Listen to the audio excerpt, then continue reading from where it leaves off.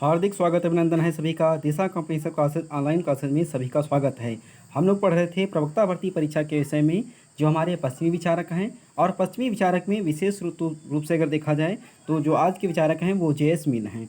John Stuart Mill के विषय में हम लोग अध्ययन करने वाले हैं। चलिए हम प्रारंभ करते हैं बगैर समय गंवाए।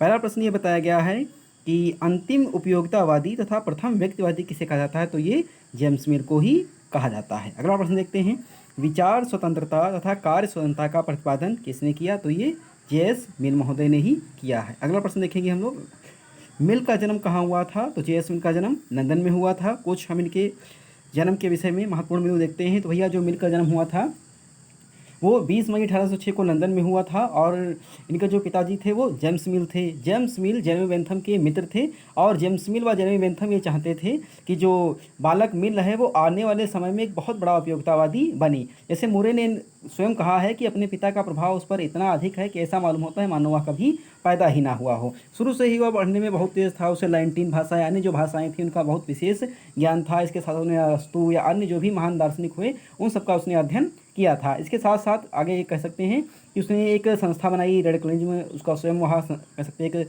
संस्थापक उसका अध्यक्ष भी बनता है। और आगे लंदन रिव्यू नाम का एक पत्र भी निकालता है। उसके बाद में इसके जीवन में एक महान मोड़ तब आता है जब ऑन लिबर्टी अर्थात स्वतंत्रता नाम का एक निबंध प्रकाशित होता है। साहित्य समाज में, कह सकते हैं राजनीतिक समाज में उसकी एक विशेष पहचान बन जाती है। आगे चल करके भैया 1873 में इस महान दार्शनिक का देहांत हो जाता है। अब हम आगे बढ़ेंगे, अगले प्रश्न देखते हैं।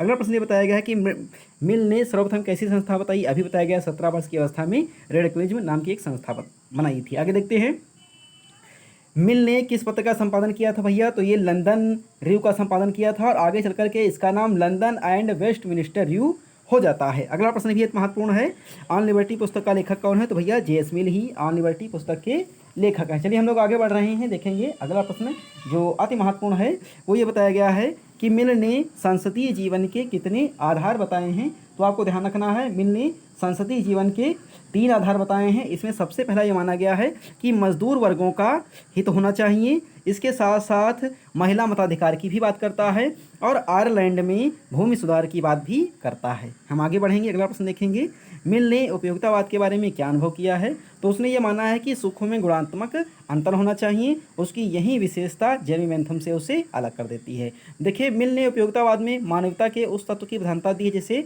बेंथम अछूता रह गया था। इसके साथ साथ उसने कुछ ऐसे नैतिक असुखवादी तत्वों का समावेश किया है जिसमें मूल दर्शन में आधारभूत परिवर्तन हो गया है। इसके साथ अगर हम देखते हैं तो सामान्य रूप से विभिन्न सुखों में गुणात्मक भेद भी स्वीकार करता है मिल।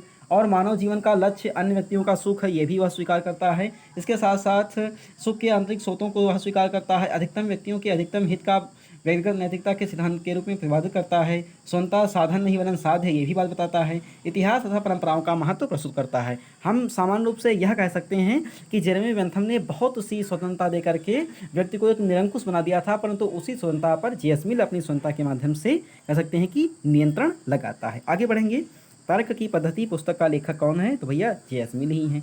आगे देखेंगे, अगला प्रश्न बताया गया है कि मिल के अनुसार जो मानवीय आवश्यकता है वो क्या है, तो दुख सुख का स्रोत मिल के अनुसार ये मानवीय आवश्यकता मानी गई। आगे बढ़ रहे हैं,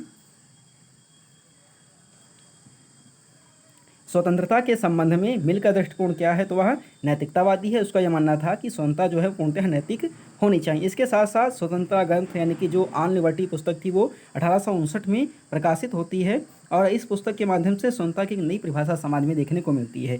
यह ग्रंथ न केवल व्यवस्थापिका के हस्तक्षेप वरन जनमत और परंपराओं के दबाव से भी व्यक्ति के विचार, अभिव्यक्ति और कार्य की स्वतंत्रता की रक्षा का सशक्त समर्थक है। इसमें स्वतंत्रता के 2 रूप बताए गए हैं। पहला है विचार स्वतंत्रता यानी कि सत्य को जानना व तर्क वितर्क के द्वारा यह सिद्ध करना। इसके साथ साथ इसमें अगली है कार्य स्वतंत्रता, जिसमें व्यक्ति का व्यक्तित्व प्रकट होता है। इसके 2 रूप बताए गए हैं, स्वाविषयक और परविषयक। चलिए हम लोग आगे बढ़ रहे हैं, अगला प्रश्न ये बताया गया है कि स्वतंत्रता उपयोगिता के अधीन एक साधन मात्र है। कथन किसका है, तो यह कथन मिल का है। तात्पर्य यह है कि जे एस मिल पूर्ण रूप से स्वतंत्रता देने का पक्षधर नहीं है। अगला प्रश्न देखते हैं, भैया ये बताया गया है कि सामान्य रूप से मिल के अनुसार स्वतंत्रता की रक्षा के लिए क्या के लिए आवश्यक है, तो राज्य का हस्तक्षेप और असहिष्णु समाज। अर्थात इसका यह मानना है कि यदि राज्य स्वतंत्रता में बिल्कुल रूप से हस्तक्षेप नहीं करेगा तो वहीं नागरिक निरंकुश नागरिक के रूप में आएंगे। आगे देखेंगे, राज्य एक आवश्यक बुराई है, कथन किसका है, तो यह कथन मिल का है, क्योंकि जितने भी व्यक्तिवादी हैं उनका मानना है कि राज्य एक आवश्यक बुराई है, क्योंकि राज्य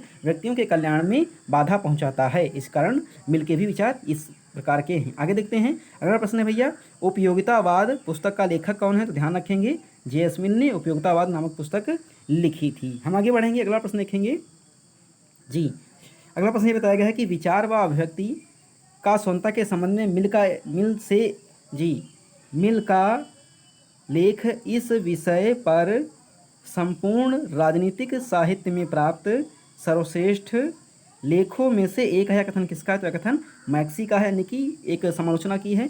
मिल के अनुसार सर्वश्रेष्ठ शासन कौन सा है, तो आपको ध्यान रखना है मिल के अनुसार सर्वश्रेष्ठ शासन प्रजातंत्र है। आगे देखते हैं, गुप्त मतदान भ्रष्ट मतदान है, किसने कहा है, तो ये जे.एस. मिल ने ही कहा है। देखिए, इनके परिप्रेक्ष्य में अगर देखा जाए तो सामान्य रूप से शासन में मतदान की बात की गई है और वह सच्चा प्रजातंत्र का समर्थक भी था। उसका मानना था कि सभी नागरिक प्रत्यक्ष रूप से शासन कार्य में भाग लें, किंतु यह वर्तमान समय के विशाल राज्यों में संभव नहीं। अतः सर्वोत्तम शासन प्रजातंत्र या प्रतिनिधात्मक शासन ही है, जिसमें सभी राज्य के सभी या बहुसंख्यक नागरिक समय समय पर अपने प्रतिनिधियों को चुनकर उनके द्वारा अपनी नियंत्रण शक्ति का प्रयोग करें। देखिए, इसके साथ साथ मिल ने प्रजातंत्र के संदर्भ में प्रतिनिध्यात्मक शासन प्रणाली का सिद्धांत भी प्रस्तुत किया है, जिसमें प्रत्यक्ष प्रजातंत्र के हमें दर्शन दिखाई पड़ते हैं। आगे हम लोग बढ़ेंगे, अगला प्रश्न बताया गया है कि मिल किसका समकालीन है, तो भैया यह महारानी विक्टोरिया का समकालीन है। और इसके समय में जो लंदन में कह सकते हैं ग्लैडस्टन प्रधानमंत्री थे, वो मिल के बहुत कह सकते हैं कि अनुयायी थे। उनका ये मानना था कि जब जॉन मिल बोलते हैं तो मुझे सदैव ऐसा प्रतीत होता है जैसे कि मैं एक संत की वाणी सुन रहा हूँ, अर्थात वो इनके अनुयायी थे। अगला प्रश्न देखते हैं, अगला प्रश्न ये बताया गया है कि the principle of political economy पुस्तक का लेखक कौन है, तो इसके लेखक जे.एस. मिल हैं। अब हम कुछ बिंदु देखेंगे जे.एस. मिल के विषय में। तो सबसे पहली अगर बात की जाए भैया, तो इसमें यह बताया गया है राज्य के विषय में। अगर हम राज्य के विषय की बात करते हैं तो जे.एस. मिल का मानना है कि समाज शब्द का प्रयोग राज्य के अर्थ में किया गया है। वह राज्य को स्वार्थ की अपेक्षा मानव इच्छा का परिणाम अधिक समझता है। और इसमें दो धारणा प्रचलित हैं, एक तो राज्य को स्वाभाविक विकास मानता है और दूसरे उन्हें पूर्ण रूप से एक आविष्कार और मानवीय प्रयास का परिणाम मानता है।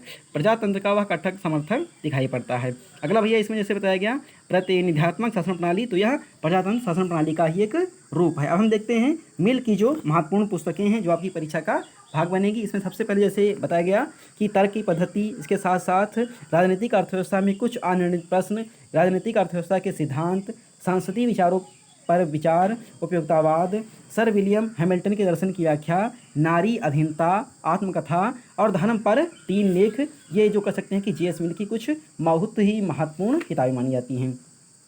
इसके साथ साथ मिल ने उपयोगितावाद में जो उपयोगितावाद जेरेमी बेंथम ने दिया था उसमें मिल ने संशोधन कर दिया। सबसे पहले संशोधन करने का जो इसमें बिंदु बताया गया वही बताया गया कि इन्होंने जो सुख थे उसमें अंतर कर दिया है। आगे हम देखते हैं कि जे.एस. मिल के परिप्रेक्ष्य में इनकी जो आलोचना की है आलोचकों ने, अर्थात इनमें क्या बुराइयां दिखाई गई हैं। सबसे पहले तो इन्होंने ये बताया है आलोचकों ने कि मनुष्य सदैव अपने हितों का सर्वोत्तम निर्णायक नहीं है। आगे बताया गया है कि सनकी व्यक्तियों को स्वाधीनता देना सामाजिक हित में नहीं है। विचार स्वतंत्र संबंधी धारणा दुर्ग्रहपूर्ण और असंतुलित है, ये आलोचना की गई है। मानवीय कार्यों का आत्म विषयक और पर विषयक विभाजन अव्यवहारिक एवं अनुचित है। अनुचित बहस की प्रवृत्ति को बढ़ावा देना ठीक नहीं है। राज्य एक बुराई नहीं बल्कि राज्य तो नागरिकों के कल्याण की संस्था, अर्थात ये भी अगर देखें तो इनकी आलोचना का केंद्र बनता है। उसके साथ साथ जो मिल की स्वतंत्रता संबंधी धारणा मात्र निषेधात्मक है। इसके साथ साथ सामान्यतः अगर बात की जाए तो इसमें यह बताया गया है कि जो इनकी धारणा बताई गई है वो निषेधात्मक बताई गई है। आगे हम लोग देखते हैं जो अन्य बिंदु बताए गए हैं मिल के परिप्रेक्ष्य में,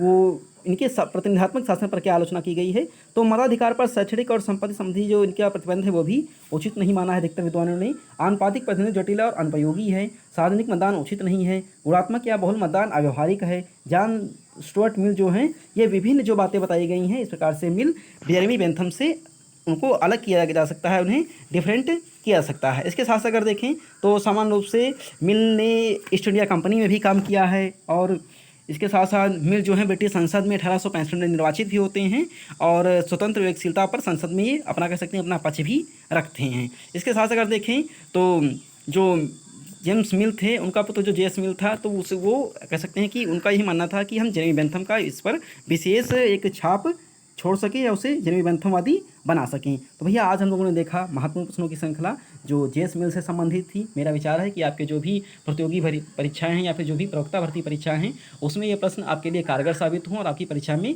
अवश्य पूछे जाएँ। देखिए जिन साथियों ने आपके बीए कर रहे हैं राजनीति विज्ञान से या एमए कर रहे हैं और उनकी पाठ्यक्रम में जेएस मेल सम्मिलित है या उन्होंने प्रवक्ता भर्ती परीक्षा में कहीं भी ऑनलाइन किया है तो आप उन तक ये वीडियो अवश्य पहुँचाएँ। मेरा वीडियो बिल्कुल निःशुल्क है, इसके लिए आपको कोई शुल्क नहीं देना पड़ेगा और इसे लाइक करें, शेयर करें। धन्यवाद।